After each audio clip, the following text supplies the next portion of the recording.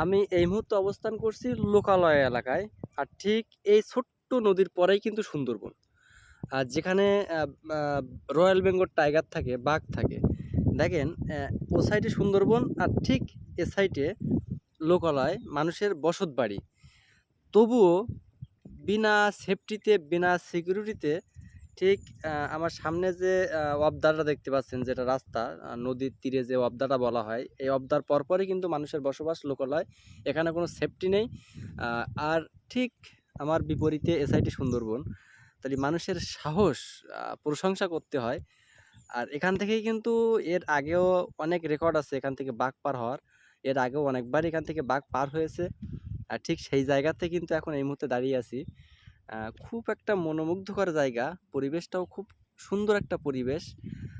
আসলে এই জায়গাটা আসতে পেরেছি, এতটা ভালো লাগতেছে তা সে মুখে বলার ভাষাই নাই। মাশাআল্লাহ, খুব সুন্দর একটা পরিবেশ।